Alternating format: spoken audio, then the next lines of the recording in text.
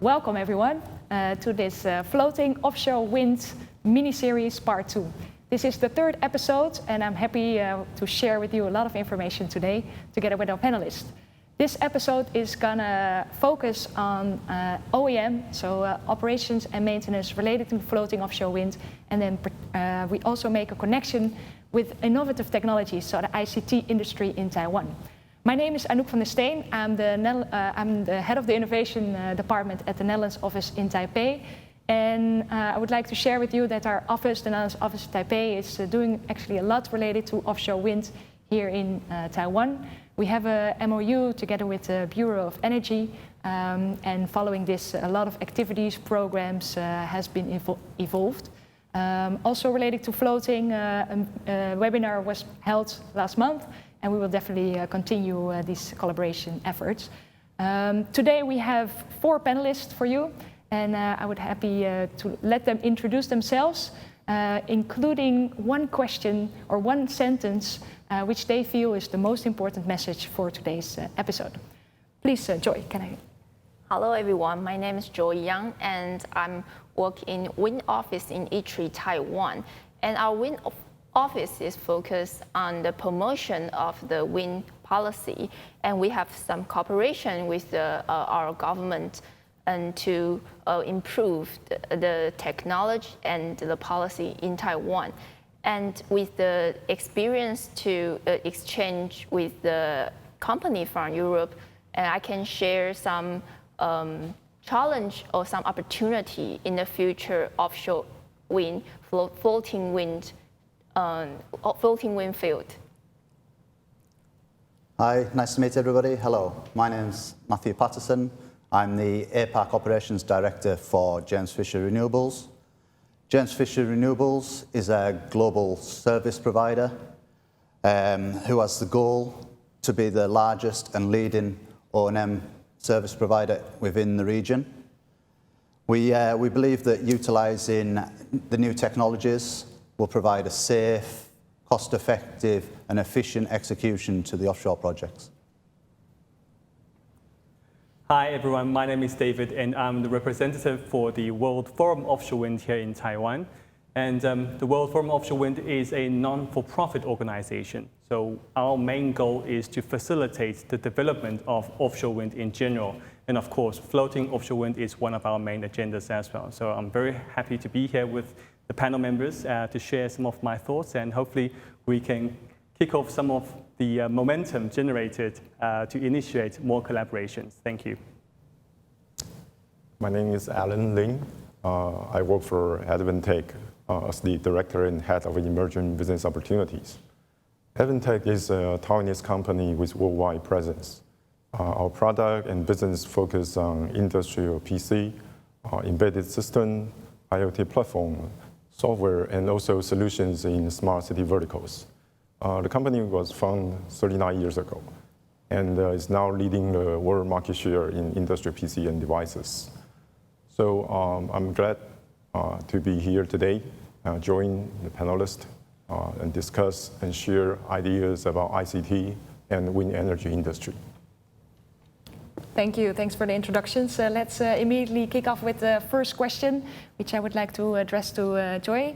Let's talk a little bit about OEM, and specifically then for floating offshore wind. So what makes the OEM for floating offshore wind different from the fixed bottom?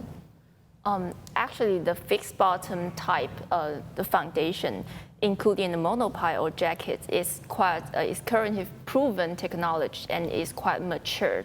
And in Taiwan, we have 3 phases of policy. Actually, in the phase 1 and phase 2, that is the fixed bottom is the most the developers that adopted in Taiwan. And however, in the future, once the wind farm get more far away from the shore, the cost of the installation will be much higher. So the floating wind turbine will be considered. And the floating wind turbine has a buoyant platform, and that will be mounted on the seabed. So, and its installation process is without the piling process. So this kind of foundation will be considered because it will be more suitable for the environment for the country. And the main type of the floating will be will be 3 types, including the tension leg platform, the semi-submersible, and spark buoyant. Yes, so that's the difference from the fixed and the floating turbine.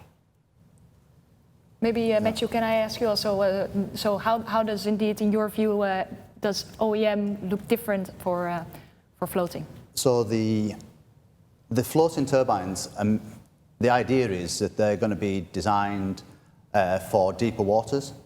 So approximately 60 meter depth, where fixed bottom monopiles, it's uneconomic to install a monopile out there. So when we're going out to that sort of distance, the O&M sort of setup, it won't be CTV transfers because they're too far out. The distance and the time it takes to transfer that far out, so it'll be SOV operations. So it means, and the conditions out in the deeper waters, you've got to take into account when you're making the decision for the floating turbines. You've got the seabed and you've got the ocean conditions, you've got the tides, and then you've got to decide on the turbine size and the generation that you expect in the planning for what turbine you're going to put onto the foundation. So then it comes into the size of the foundation. Then when you're talking about the size of the foundation and you're talking about the logistics behind that sort of scenario, you've got to look at then the infrastructure on shore, because you're looking at the local fabrication for the size of the material. You need the harbour capabilities as well. The production of these size of foundations, the floating foundations that are needed as well. So you take into account for a serial production, you've got the transportation, you've got the weight and the height, you need the bigger vessels, but all of this encompasses larger costs initially, so it all needs to be taken into account when the decision is made for the O&M side of things. Yeah. And you mentioned a lot of different topics. So what are the scenarios you feel should really be improved or can have a potential big improvement looking at OEM and floating? It's the accessibility. We need, should there be an issue, should there be a need, and there will be a need because the turbines need maintained, the foundations need maintained. So there is the need to get out there. If it's possible with the conditions, SOV access, but again, that means people staying out there on the SOV for longer. But if technology is there and the reliability in the turbine and the foundations are there, then people don't need to be out there. And overall, safety is what everybody focuses on as well. So if we can reduce the amount of times that people need to transfer, then it increases the safety around the site as well. Yeah, so you talk indeed about remotely and safety. Maybe, Ellen, you are of course from a different perspective, but how do you look at it from your industry, from more the industry, ICT industry? Yeah, so computers, software, and algorithm has been part of the renewable or wind energy for decades. So we know some tools like software that you can design and simulate the wind farm, the design and the construction, like OpenFast, Wind Farmer. Those tools that I think people in the industry are very familiar with. And but I want to mention something been developed recently in the past few years is the data analytics and the AI. And also a topic called digital twins. These technology been developed in the past few years has significantly improved the data management and also the system fundamentally for many industry. Digital twin is an idea that you can have a computer model in 3D and in real time that can present the actual operation and view of the wind turbine and also the wind farm. And not just the power generation, but also the very detailed device performance that you can show on the screen for the operation center in remote to understand how the wind farm is operating and how the weather condition is. And with all the data collected, it would be very interesting that for data scientists to find out that there may be potential hazard or unknown issues that we previously didn't realize from the traditional O&M approach. So you can get some insights into something we call predictive maintenance, also called prognostic and health management approach. So with that, you not just can improve your operation, but also you can reduce the cost of maintenance from regularly send troops, teams to ships to look after the wind farm. Instead, you can monitor from remote and then dispatch when necessary. Yeah, you mentioned already a few examples and maybe potential scenarios and how to integrate it. I think we all know that Taiwan is really strong related to its ICT industry and agile. Are there already some products or technologies available that can be integrated at the moment? Okay, so there may be one example that I can share with you is Matt mentioned about safety, and if everything can be remote, you can reduce the trips to the site for maintenance, but also during the construction. So we do have an example that started from last year. We provide a telemedicine kit. This is like a telehealth suitcase.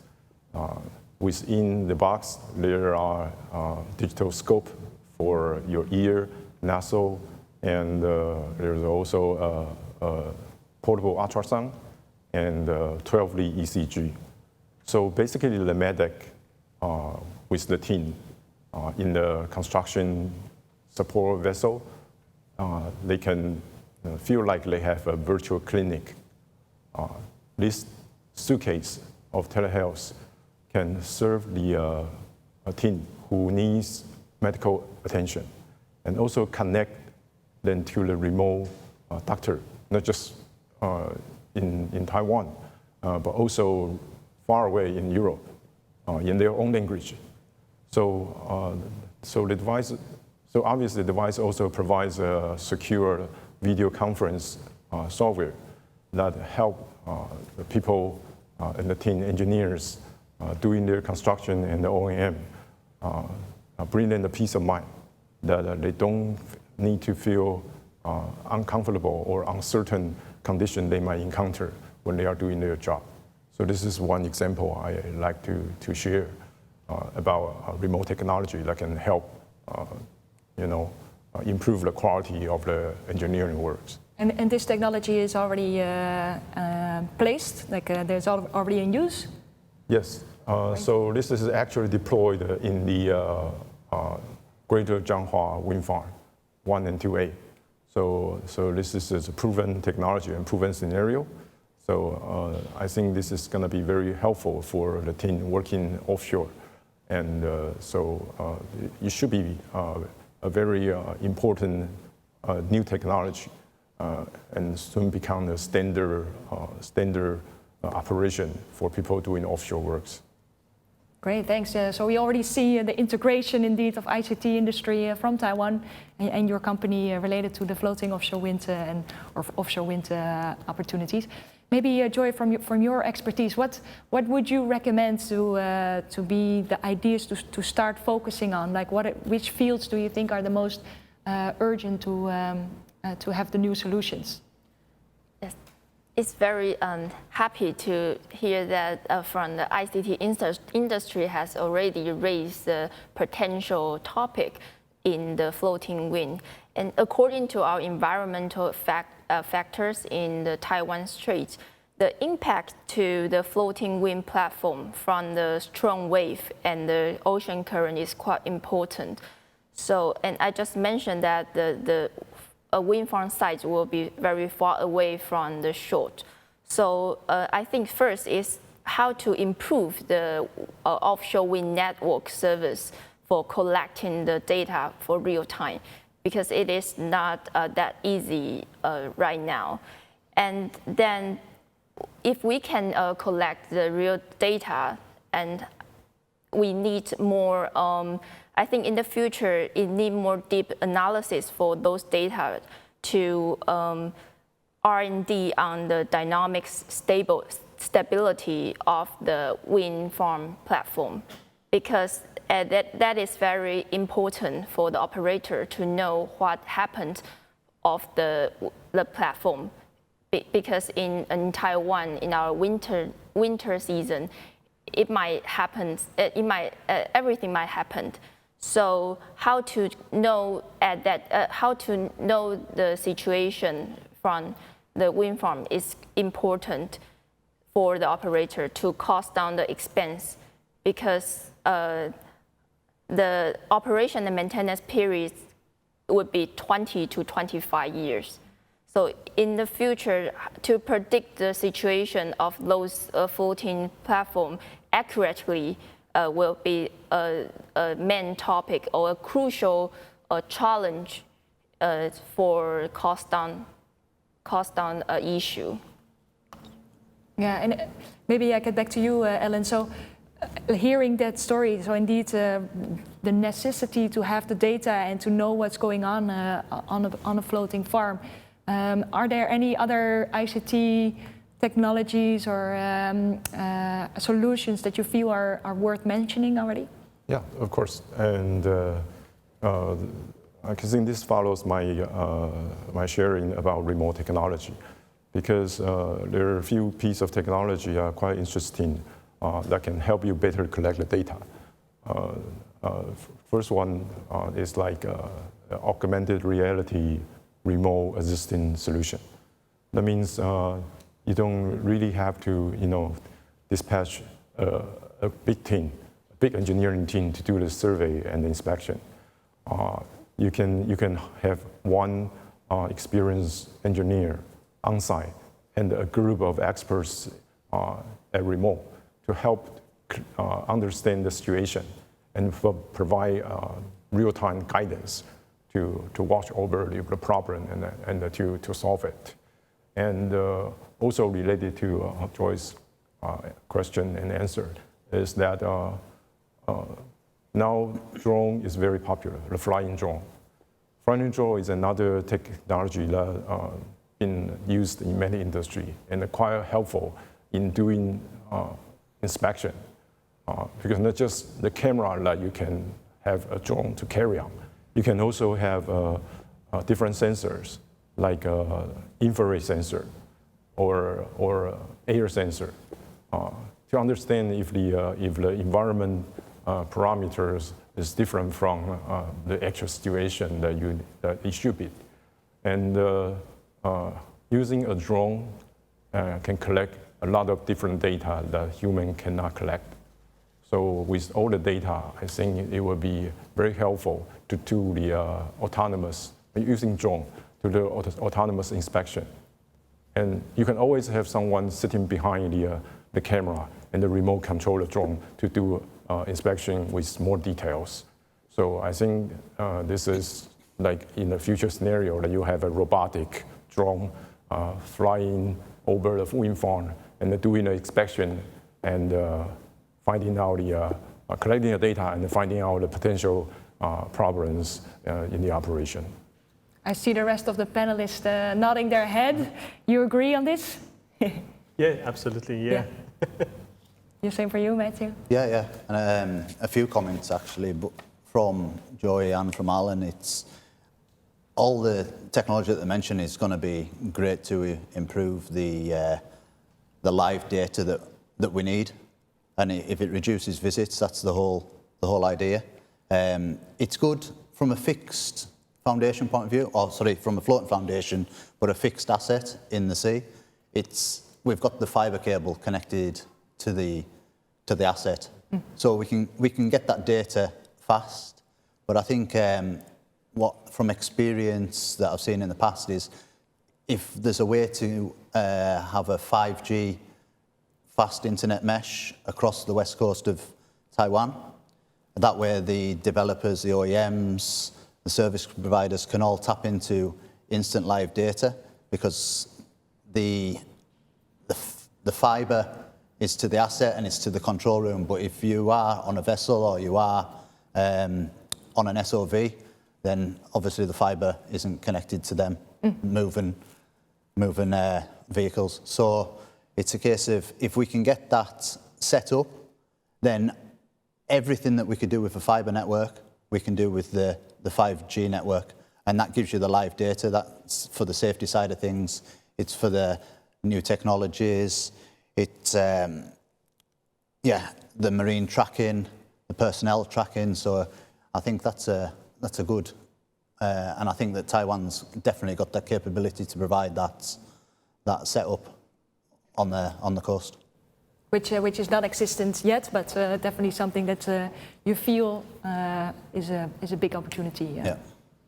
Maybe David, can I ask you? So how do you see this collaboration between floating offshore wind and the ICT industry?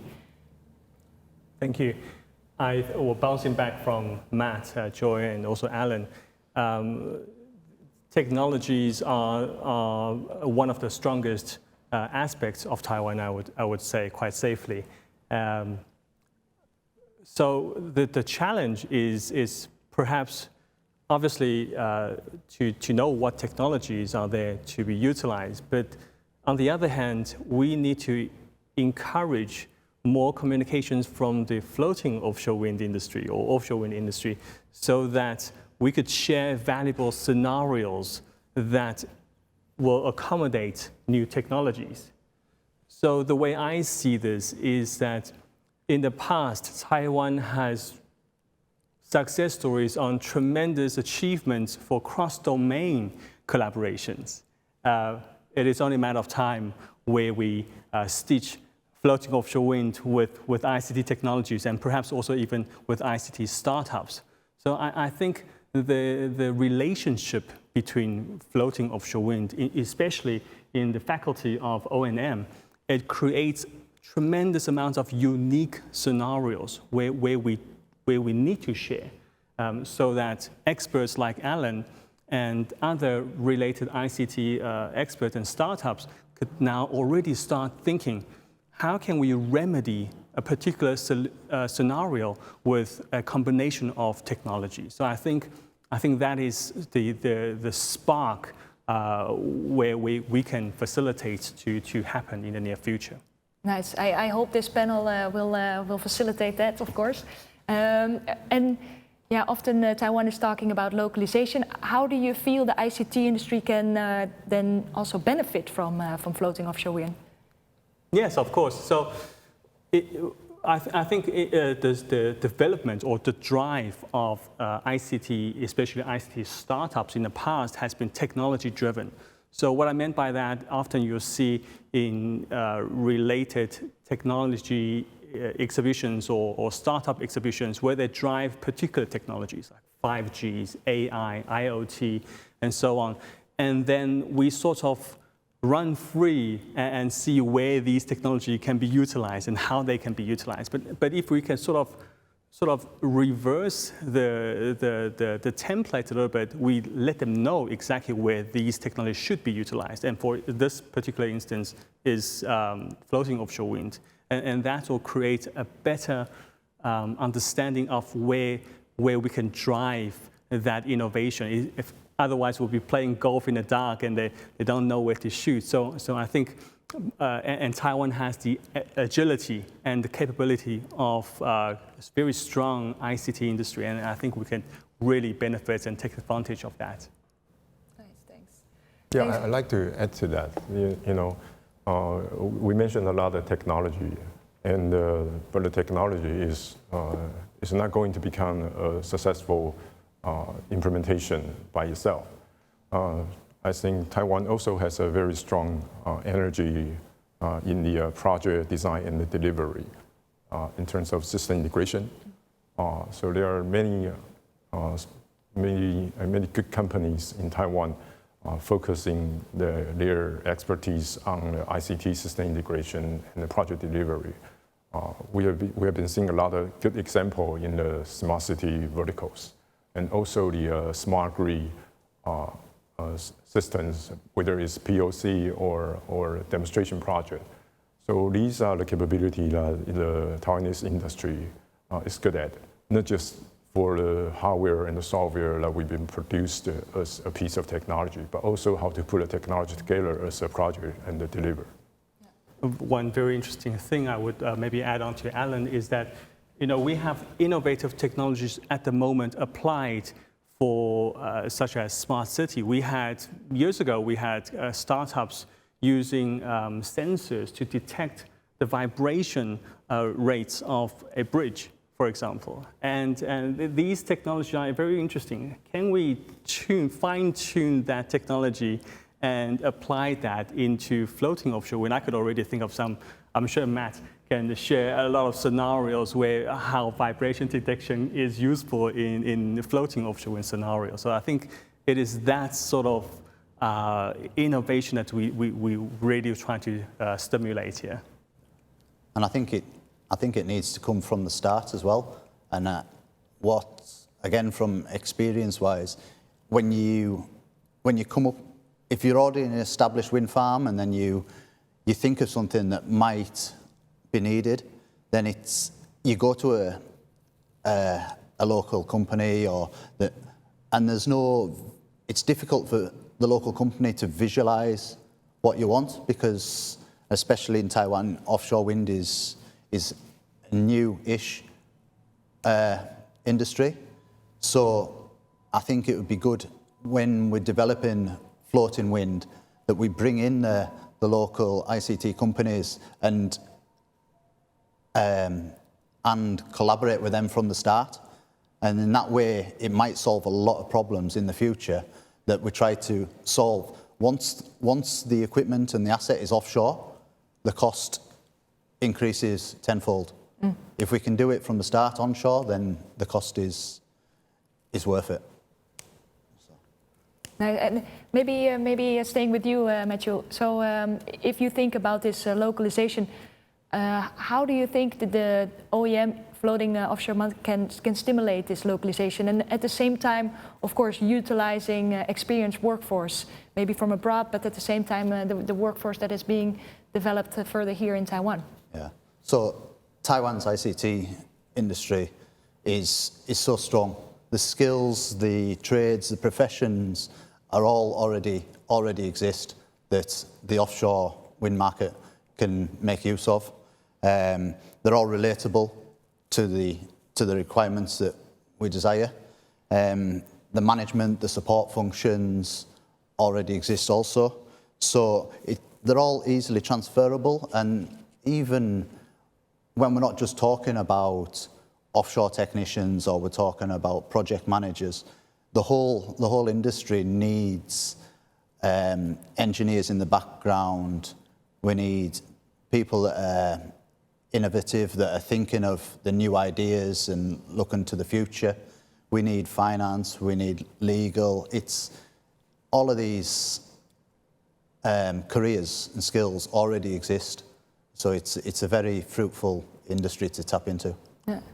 Maybe, Joy, can I ask you to also react to this or give your insight on that? Yes, and I want to point out maybe the topic that can initiate or kick off the cooperation between the ICT industry and the local company. That is, as I just mentioned, the environment factor in Taiwan is quite different and important. And I believe that local company with the ICT capability has the sense of this knowledge. And I think in the future, maybe I'm sorry, I have to think about it because some point have to be mentioned before. And I think the ICT company that can figure it out, like the topic, like weather window, the project or the new weather window suggestion for the developers in Taiwan, that could also be a topic of the cooperation, yeah, to do in localize. Maybe related to David, do you have any examples of existing technologies that you are aware of that actually shows great potential for floating offshore wind?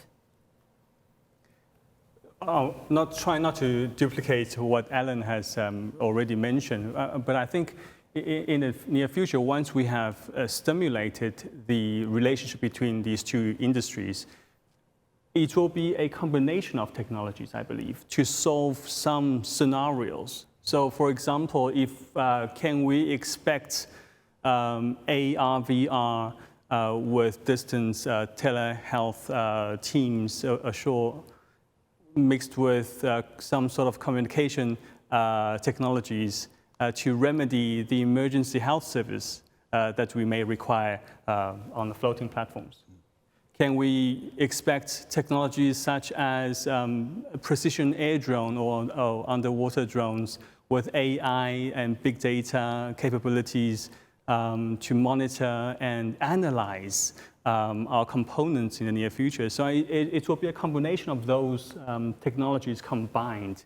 And of course, utilizing newer technologies that we haven't even think of. Perhaps how can we utilize milliwave?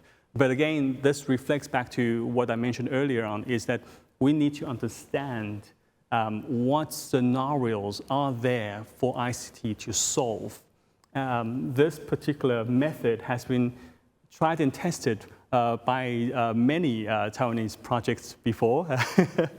So I think it's only a matter of time where we could utilize similar idea or concept for the floating offshore wind, where we have companies, or floating offshore wind companies, sharing these scenarios or challenges.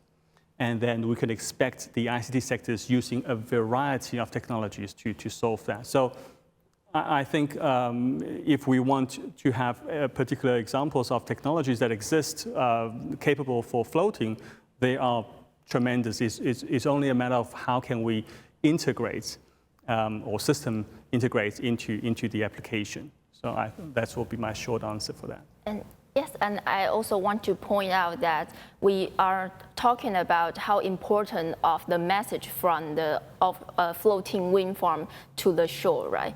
And actually, there is the other way is that we can get a signal or the message from the sea cable, because no matter the fixed bottom or the floating wind turbine, they also have to use a sea cable. And some message that can comes from the sea cable to get to that the ICT industry know what happens on the off the shore. So not just for we can not just focus on the network. We can also focus on the kind of the ICT industry can focus on the technology in the sea cable field. Maybe David, you mentioned the startups before. So do you see a specific role for startups in this respect? Yes, definitely. I think the startup situation in Taiwan is very interesting. Alan would maybe know a little bit more than me in that respect. So we have very innovative angel round of startups. They come up with very novel ideas. And then we have maybe a tremendous amount of A round posing to B round, I would assume, for Taiwan.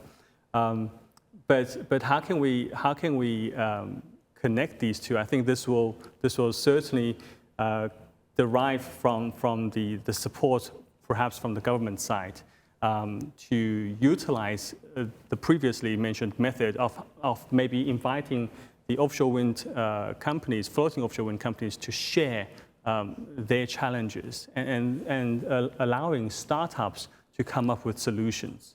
So that will be perhaps an alternative method to already engage with new potential innovations in this early stage in terms of that. Yeah, and David was referring to you, Alan. Are you, is Advantech actually working with startups also to look into new technologies and new solutions provided by startups? Yeah, we do have a lot of experience working with the startups. That is always that, like David mentioned, the startup community in Taiwan has a lot of energy. Most of them are technical savvy, and they look for opportunities that can scale outside Taiwan to Asia, to global scale. So, but because startups are always small teams with limited resources. So if the wind energy industry, offshore floating, especially floating, is a relatively new topic for all the communities, not just startups, but also to bigger companies. If the floating offshore wind industry can open up a few questions and more insights about the challenges currently are facing now, and I believe there will be a lot of startups interested in solving the problems for the industry. And working with startups is always interesting because they can always come out with great ideas, very unique, innovative way to solve the problem. And maybe also echo to Matt that because we are developing floating offshore wind, the potential right now in Taiwan. So this is a very good timing to work with ICT community. And in that community, there are a lot of startups as well. So we can have some early engagement with local Taiwanese company for system integrator, technology provider, and also startups. And maybe we can produce many different and unique solutions in Taiwan. So also help them to scale out of Taiwan when the business go into other Asian country or other Pacific country. Perhaps in addition to sharing the scenarios, maybe we could also encourage that floating offshore wind related companies to also offer the opportunities for POC. I think that's very important. Once they had a great idea, we need to make sure the concept is good. And so the opportunity to do a POC is very important, I think. And bouncing off from that, I think once we have a matured, innovative solutions of certain kind, we can expect them to utilize that service or outsource that service to other regional markets. I think that will be a fantastic opportunities for ICT or startups or even floating offshore wind, of course, as a whole, driving out of Taiwan, from Taiwan. But I think we've talked about that, just listening there, we talked about offshore wind reaching out to the ICT industry.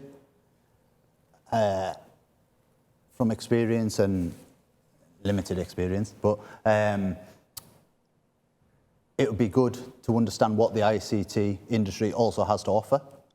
So from the start of development, from the planning stage, maybe collaboration with startups, with established companies, and say, this is our catalogue, this is what we can offer. And then in turn, the offshore company can then start thinking, oh, actually, we can use that to do this, rather than thinking that the offshore floating needs to come with the idea that we need a solution for that. Does that make sense? It is a two-way street, I think, Yeah. what you're referring to. And indeed, lots of communications are necessary in order to get there. Yeah. Yes, and I think from the because ITRI is a research institution, I think the research institution can fill the gap between the conversation, because the local company, they might have already in their industry for a long time, but for the innovation technology like the floating wind, it needs more conversation from the research background to give more suggestion and to initiate the conversation. You take an important role here, Joy. ITRI is going to be busy, I guess, in the upcoming months. Maybe a question to all of you. So, looking at how to prepare the OEM floating offshore wind, where do you think the priority should be? We talked about infrastructure, we talked about indeed workforces, maybe talent. Like, what do you feel is really important at this stage? And maybe I can start with Matthew for this question. Yeah, as I mentioned earlier on, that the floating offshore wind foundations and setup is really big. It takes up a lot more room, and the infrastructure needs to be a lot bigger for the floating setup. So that encompasses manufacturing. We need a lot more land and space, and companies need bigger facilities for the manufacturing, the fabrication of these foundations. In addition to that, you need the harbour and you need the port setups. You need the depth, you need the access, you need the vessels. So it's a big topic that we can touch on there. I don't know if you got any more, David. But it's the infrastructure around the ports as well. It's not just what we do in the ports with the water and the depth and tow the foundations out to the site. It's getting the components into site as well. So we need the road access, we need the strength there, we need the manpower, we need the resources to support it all as well. So it's a big infrastructure. It's a big topic, and definitely the thing that you see, like, okay, this should be the priority in order to get the OEM ready for floating offshore. Yeah. Maybe Joy, do you have? Can you echo that or? Because Matthew just mentioned about the infrastructure, so I can mention as a Taiwanese and who knows our ocean energy potential in the future, I will say that the dynamic sea cable will be a main topic in the future, because this technology can be used in the other energy, like, because all the fixed bottom or the floating wind turbine, they are all set on the west side of Taiwan. And actually the east side of Taiwan, if the floating wind can be addressed more its technology and it's matured, it can also be installation at the east side of Taiwan. And so I think the most important between these two type of technology, there will be the dynamic sea cable. How to design or how to improve the sea cable that can against the strong wave and the currents will be a main topic for our wind and ocean energy in the future. Interesting. Maybe David, do you have an idea of what should be the priority? If I have to prioritize, I would certainly pick infrastructure as one, because without infrastructure, we literally just don't have the capability of performing O&M, basically. But I think the other aspect would be talent training. So it's very good to have facilities or infrastructure set up, but we need to have the skilled labor. So I would, if I were to prioritize for O&M, for floating, those are the two sections I would choose. Yeah, I agree, completely agree. We need the skill set, we need the training.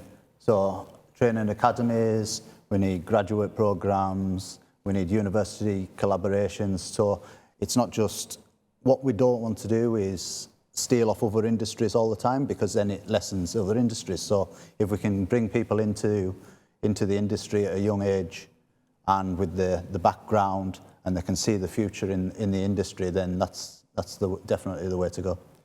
And you know, talking about these priorities, especially in talent training, I think this is where ICT technologies can come in. So how can we utilize technologies on hand? Can we use haptic feedback technologies mixed with AR, VR technologies to facilitate or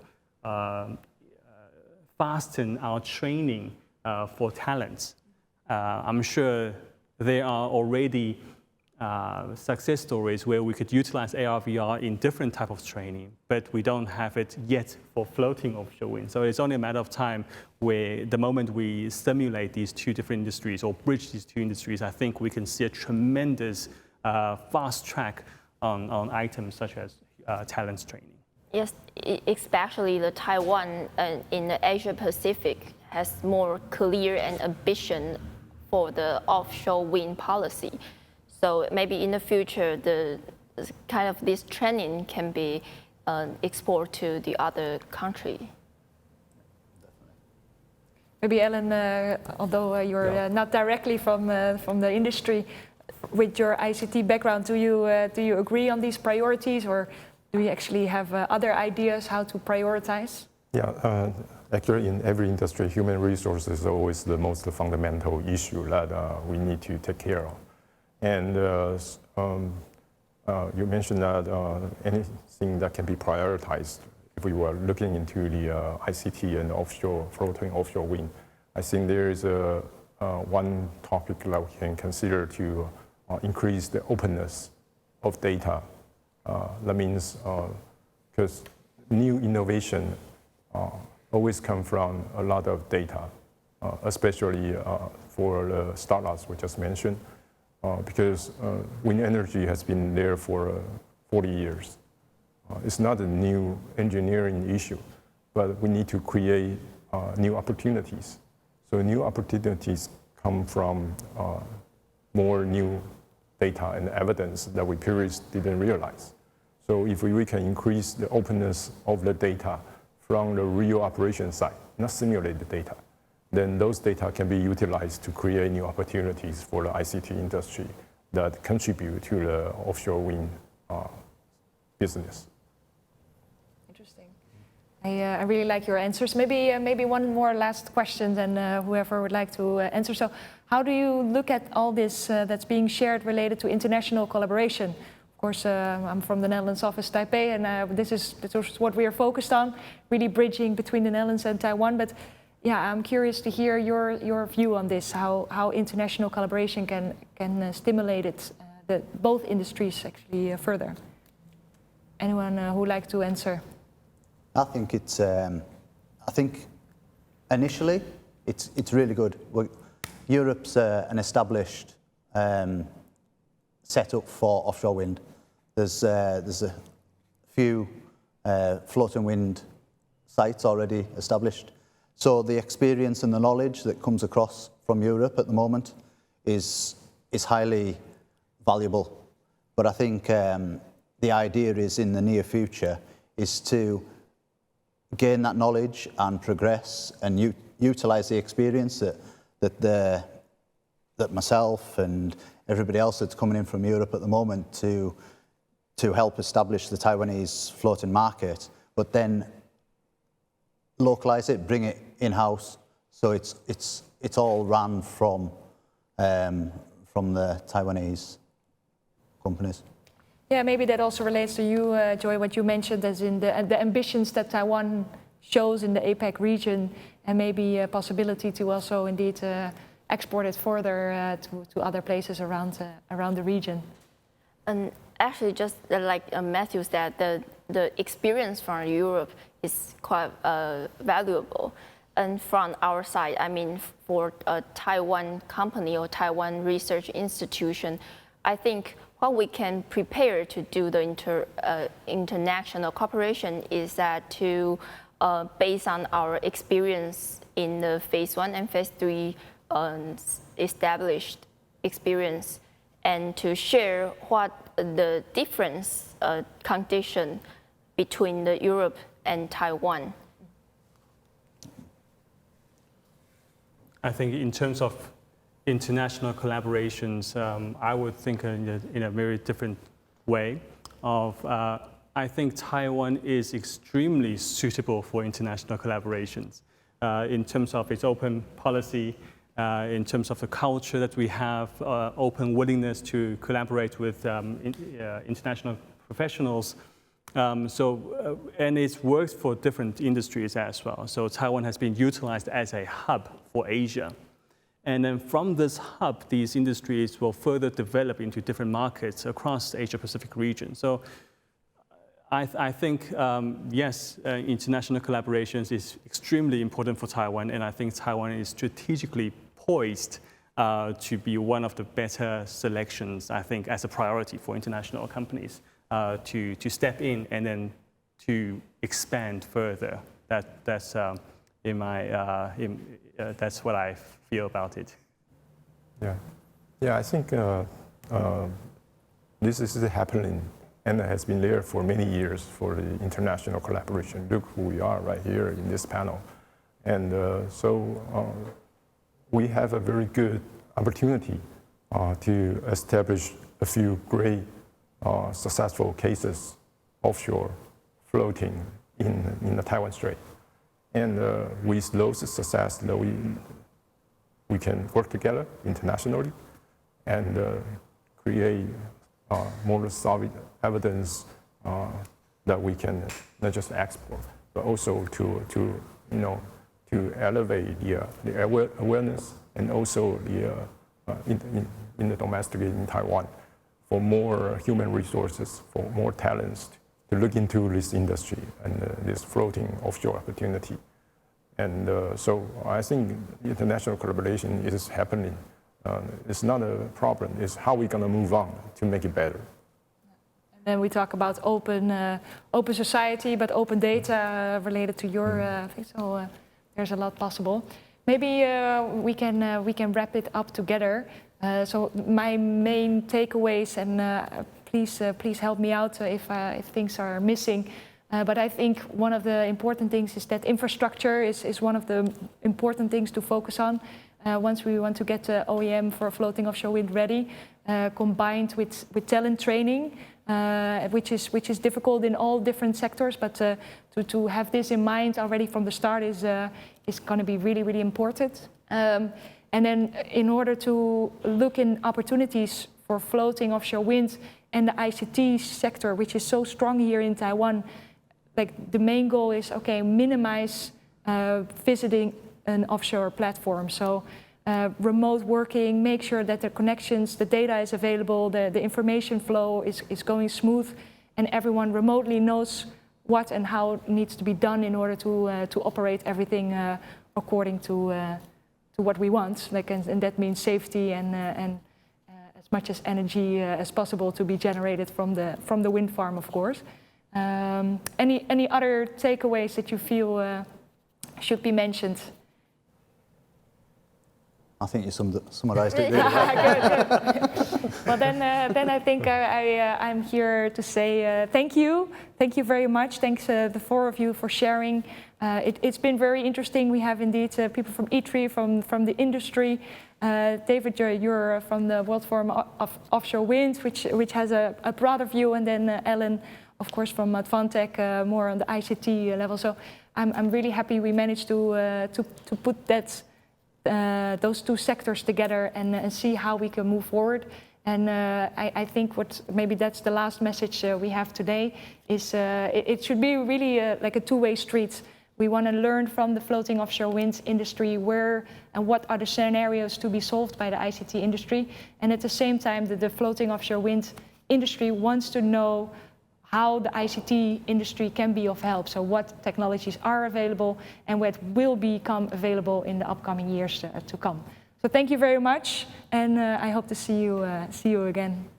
Thank you. Thank you. Thank you. Thank you.